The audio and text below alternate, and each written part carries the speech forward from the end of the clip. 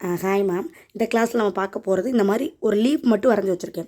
இதோட இமேஜ் எல்லாமே உங்களுக்கு நான் வந்து குரூப்பில் ஷேர் பண்ணி விடுறேன். நீங்கள் ஒரு குரூப்பில் இருக்கீங்களா, அதில் நான் ஷேர் பண்ணி விடுறேன். இதை மட்டும் எப்பவும் போல் ட்ரேசிங்கில் இருக்க எல்லா ட்ரிக் அண்ட் டெக்னிக்ஸும் கொடுத்துருக்கேன்.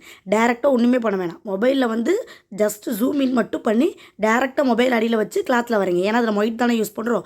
ஸோ அப்படியே ட்ரேசிங்கில் நான் சொல்லிக் கொடுத்த ட்ரிக்கை யூஸ் பண்ணி அப்படியே வரைஞ்சி எடுத்துக்கோங்க. ஏன் லீஃபை மட்டும் தனியாக ஒரு டாப்பிக்கை நான் கவர் பண்ணணும்னு நினைக்கிறேன் அப்படின்னா, மோஸ்ட்லி நிறைய இடத்துல ஃபேப்ரிக் பெயிண்டிங்கை பொறுத்தவரை அந்த ஃப்ளார் மாதிரி தான் போடுவோம். ஸோ கண்டிப்பாக அந்த மாதிரி லீஃப் நம்ம போடுவோம். அந்த லீஃப் எப்படி பண்ணுறதுன்னு தனியாக ஒன்று பார்த்துட்டா உங்களுக்கு கொஞ்சம் இன்னும் பெனிஃபிட்டாக இருக்குமேன்றக்காக தான் தனியாக இதை பண்ணுறோம். இது நம்ம முடித்த பிறகு எப்போவுமே அவுட்லைனர் கொடுப்போம். அது மாதிரி நீங்கள் கொடுத்தாலும் எடுத்தாலும் சரி, நான் வந்து இந்த லீஃபை மட்டும் எப்படி பர்ஃபெக்டாக முடிக்கணும்னு சொல்லித்தரேன்.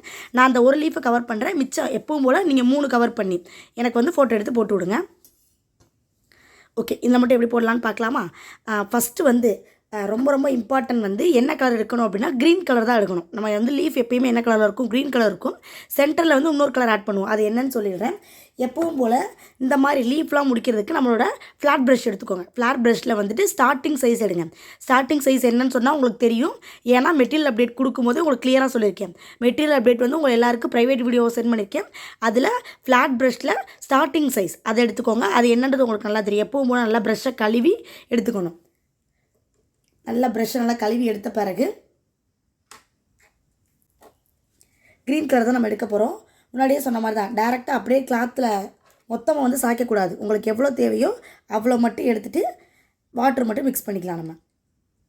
ஸோ நம்ம ஒரு தானே போட போகிறோம். ஸோ க்ரீன் கலர் எடுத்துகிட்டு 2 ட்ராப் மட்டும் நான் வாட்டர் ஆட் பண்ணிக்கிறேன்.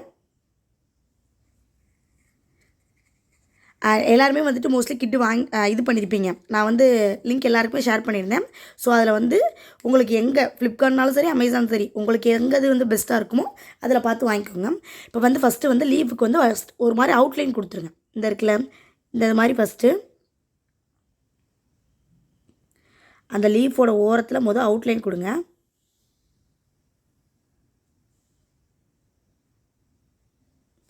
நிறைய பேர் ஒர்க் அவுட் சென்ட் பண்ணும்போது சூப்பராக சென்ட் பண்ணுறீங்க. இதே மாதிரி ப்ராக்டிஸ் பண்ணுங்கள். இதுக்கடுத்து உள்ளே இருக்கிறதுல எப்பவும் போல தான் நான் எப்படி அதை ஃபினிஷ் பண்ணேன். இப்போ வந்து லீஃப் வந்து எனக்கு இப்படி தானே இருக்குது. ஸோ அப்போ இந்த பக்கம் இப்படி தான் ஃபினிஷ் பண்ணணும். பெயிண்ட் பத்தலாட்டி திரும்ப வந்து நம்ம எடுத்துக்கலாம்.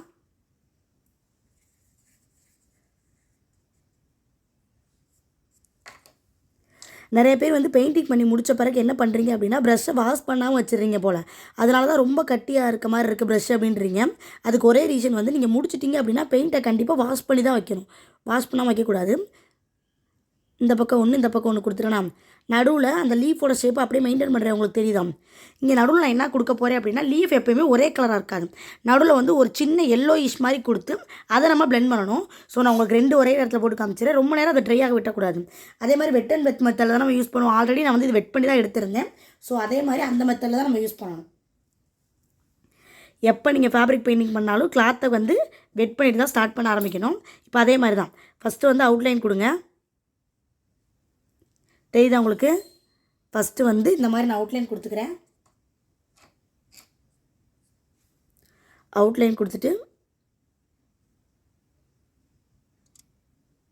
கொடுத்துட்டேன்னா இந்த பக்கம் ஒரு தடவை பண்ணுறேன் அப்படின்னா இந்த பக்கம் ஒரு தடவை. லீஃப் மோஸ்ட்லி இந்த மாடலில் தான் இருக்கும். இது போக இன்னொரு மாடல் இருக்கும். சென்டரில் மட்டும் கொஞ்சம் இட விட்டுருங்க. இந்த அளவுக்கு இட விடலாம், இல்லை கொஞ்சம் குறைச்சி கூட விடலாம்.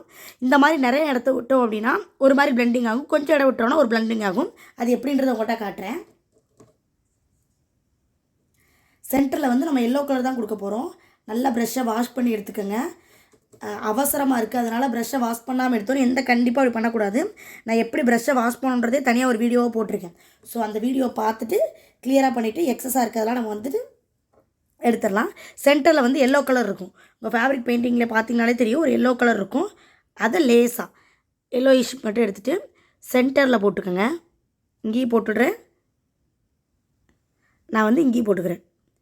இப்போ எப்படி பிளெண்ட் பண்ணுறேன்றதை மட்டும் பாருங்கள். இப்போ இந்த எல்லோ கலர் எடுத்துருக்கல, இதை பிளெண்டிங் பண்ணுவோம்ல, நம்ம அந்த மெத்தடில் வந்து பிளெண்ட் பண்ணி எடுத்துட்டோம் அப்படின்னா ஈஸியாக வந்து நமக்கு ஒரு லீஃப் கிடச்சிடும். இப்போ எப்படி பண்ணுறேன்றதை பாருங்கள். இங்கே எடுத்துருக்கலாம். சென்டரில் ஃபஸ்ட்டு அப்ளை பண்ணிவிட்டு நம்ம வந்துட்டு பிளெண்ட் பண்ணுவோம்ல, அதே மெத்தடு தான்.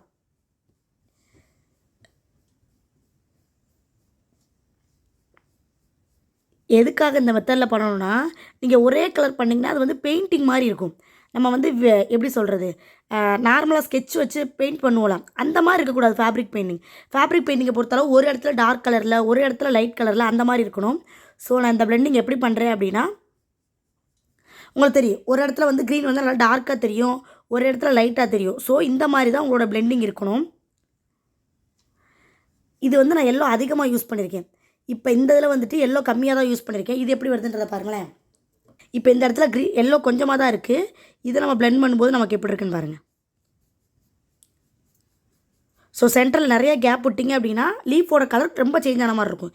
இந்த லீஃப் பாருங்களேன், ரியலிஸ்டிக்காக அப்படியே இருக்கும் நமக்கு. அந்த எல்லா இதையும் பிளெண்ட் பண்ணிடுங்க. உங்களுக்கு நேரில் பார்க்குறத விட நல்லா காஞ்ச பிறகு தெரியும். உங்களுக்கு தெரியுதா, ஓரத்தில் வந்து நல்லா டார்க்காக இருக்க மாதிரி இருக்கும். வீடியோவில் மேபி ஒரே க்ரீனாக தெரியல, ஆனால் நீங்கள் நேரில் பார்த்தீங்கன்னா தெரியும். இந்த இடத்துல மட்டும் லேசாக ஒரு எல்லோயிஷ் இருக்கும். ஆனால் இந்த லீஃப் அப்படி இருக்காது. இந்த லீஃப் ஃபுல்லாகவே நம்ம நிறைய எல்லோ யூஸ் பண்ணுறதுனால வேறு மாதிரி தெரியும். ஆனால் உங்களுக்கு எப்படி இருக்குது அப்படி யூஸ் பண்ணி இது மாதிரி ஒரு இடம் கொடுக்கலாம். மரத்தில் வந்து எல்லா இலையும் ஒரே மாதிரி இருக்கலாம். நல்லா தெரிஞ்சுக்கோங்க, பெயிண்டிங்கை பொறுத்தளவு ஒரே மாதிரி இருக்கும்னு எந்த அவசியமும் இல்லை. ஒரு மரத்தில் வந்து ஒரு இலை வந்து நல்லா பழுத்து இருக்கும், ஒரு இலை வந்து நல்லா ஃப்ரெஷ்ஷாக இருக்கும், அப்படி தானே இருக்கும். இது வந்து லேசாக பழுத்த இலை மாதிரி இருக்கும், இது வந்து நல்லா ஃப்ரெஷ்ஷாக இருக்க இலை மாதிரி இருக்கும்.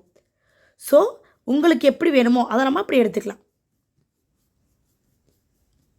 இதில் எப்பவும் போல் அவுட்லைனருக்கு வந்து ப்ரைவேட் வீடியோவில் ஒன்று சென்ட் பண்ணியிருந்தால அந்த அவுட்லைனர் கொடுத்து இதை ஃபுல்லாகவே நம்ம ஃபில் பண்ணி எடுத்துக்கலாம். இதுக்கான அவுட்லைனில் எல்லோலாம் கொடுக்கக்கூடாது. இது இப்படி தான் இருக்கணும். இந்த லீஃபு இதே மாதிரி 3 லீஃப் இப்போ நான் ஒன்று போட்டிருக்கேன்ல, இந்த இமேஜ் தான் உங்களுக்கு குரூப்பில் ஷேர் பண்ணுவேன். இதே மாதிரி ப்ராக்டிஸ் பண்ணி எனக்கு ஃபோட்டோ எடுத்து போட்டு விடுங்க. பாய்.